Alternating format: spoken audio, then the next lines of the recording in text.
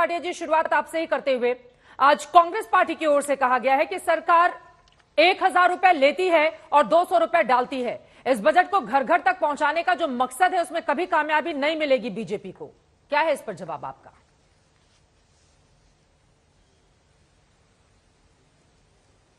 चित्रा जी, मैं समझता हूं किस तरह से कल प्रधानमंत्री जी ने बताया कि देश के लिए ये वो बजट है जो देश को शक्तिशाली बनाता है और जो आम जनता है उसके लिए सशक्तिकरण करता है।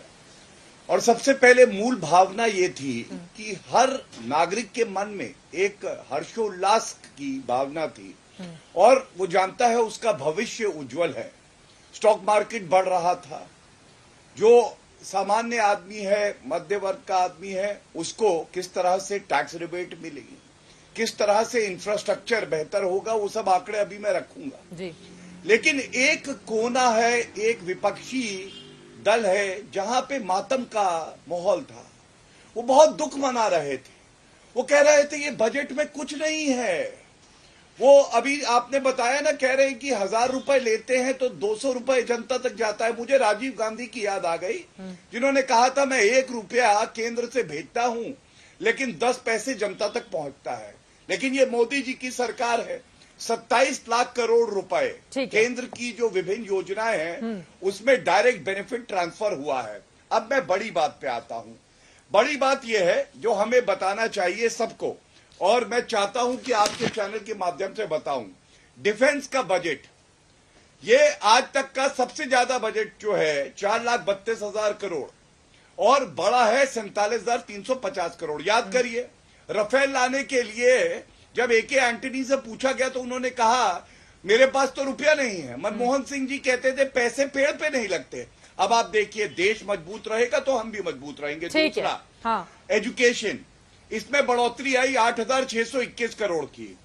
और फर्टिलाइजर सब्सिडी, किसानों की बहुत बात हो रही थी, 70,000 करोड़ रुपए ये बढ़ी है।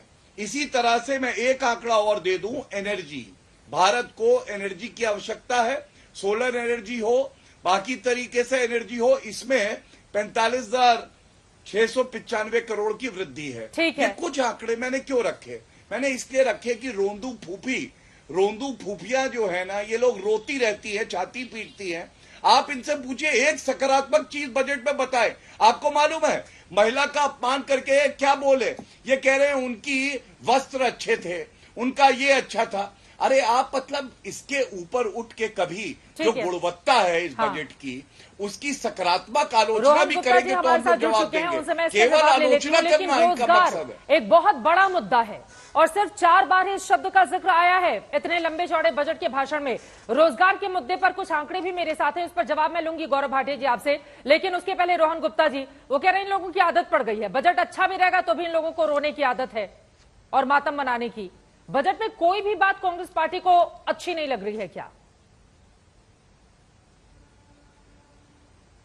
देखिए चित्रा जी, पहली बात जो अभी भाजपा प्रवक्ता बोल रहे थे या जो बजट में कल से सारा डिस्कशन हो रहा है, हमको समझना पड़ेगा कि देश के मुख्य मुद्दे क्या थे। और ये इस सरकार का आखिरी पूर्ण बजट है और जब जो सरकार जाने वाली होती है उसको मौका होता है कि एक प्रायश्चित करने का। मुझे लगता था वो प्रायश्चित का जो मौका है इस सरकार ने और इस भाजपा ने खो दिया है। क्यों मैं ये चीज बोल रहा हूं?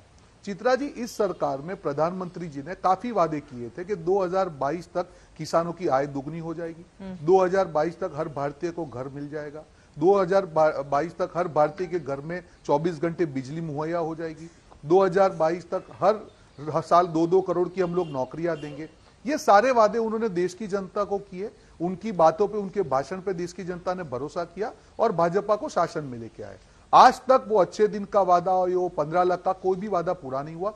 मुझे लगता था कि आम आदमी की जेब में कुछ पैसा डाल के ये वादा पूरे कर सकते थे। इस बार का बजट कैसा लगा? कोई भी अच्छी बात नहीं रही क्या? विफलताओं ने वादे तो एक बाजू, एक मिनट सुन लीजिए। और अब तो सरकार का पूरा प्लान है। प्लीज मेरी बात को 2024 के मद्देनजर में मेरा सवाल है, उसके बाद मैं आपको बता रहा हूँ, उस पर आ रहा हूँ, मैं आ रहा हूँ। मैं अच्छी चीज कहूंगा, मैं गौरव भाटिया को नाराज नहीं कहूंगा, मैं अच्छी चीज की भी बात करूंगा। सुन लीजिए, मेरी बात को खत्म होने दीजिए। और इस सरकार ने कुछ देने की बजाय जो लिया, नोटबंदी हो या जीएसटी से, क्या हुआ कि देश की जो 1% लोग हैं उनके पास आज 40% संपत्ति हो जाती है, 50% के बाद सिर्फ 3%। ठीक है, तो ये ठीक है। जो इनकम की प्रति व्यक्ति आय में देश 144वें नंबर पे चला गया। जो बांग्लादेश हमसे पीछे हुआ करता था वो हमसे आगे चला गया। ठीक है। ये इनकी पॉलिसी का रिजल्ट है। और गौरव एक चीज भाटिया जी, चित्रा जी, आप जवाब ले लीजिए, महंगाई उसके और बाद बेरोजगारी, अतुल जी, मैं फौरन आपके बेरोजगारी पास का आ रही दर हूं। दिसंबर में, ठीक है, मेरी महंगाई और बात तो खत्म होने बेरोजगारी दी पर, जाए। महंगाई चित्रा जी, और आप खत्म नहीं होने बेरोजगारी दे पर रही हैं। लगातार आप आपको भाजपा घेरे हैं। प्रवक्ता को अनइंटरप्टेड टाइम अरे दे रही हैं। रोहन मुझे गुप्ता आप जी। डिस्टर्ब कर रही है बीच में, ये तरीका नहीं है ना अब चित्रा सर जी। इतनी लंबी नहीं, स्पीच ये तो देने के गलत लिए है आपकी बुलाए नहीं बात, है, चित्रा डिबेट जी। में हम सारे बातचीत कर दर्शक रहे हैं देख ना। रहे हैं, मैं मेरी हाँ, बात को रोहन खत्म गुप्ता कर जी, रहा सारे हूं। दर्शक अरे ही पर देख रहे हैं। भाजपा छह प्रवक्ता लोग को बैठे जितना हुए हैं टाइम हमारे दिया साथ। उतना तो टाइम दीजिए मुझे आप। बोलिए बोलिए उतना भी बोलिए। टाइम नहीं दे रही बोल हैं। लीजिए सर, अब टाइम देख पर के आप मैंने उतना टाइम तो नहीं टाइम दिया था दीजिए हमको। मुझे। बोलिए बोलिए। 30 सेकंड और दे दीजिए। नहीं प्लीज, आपने नहीं किया, आपने 2 बार मुझे इंटरप्ट ठीक किया है चित्रा सर, जी, ऐसे नाराज मत मत कीजिए, होइए, प्लीज। बोलिए, मुझे बोलिए। 30 सेकंड चाहिए, मेरी बात को मैं खत्म कर रहा हूं।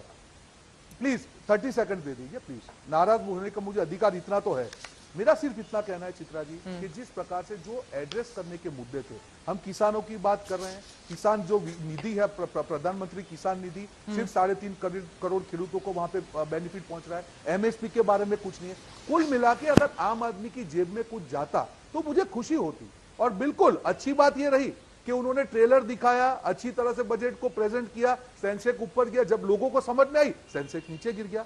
मुद्दा जब तक आम आदमी की जेब में, जो पेट्रोल और डीजल के ऊपर अगर आप रेट कम करते तो भी ठीक है। आम आदमी की जेब में 2 पैसे जाते।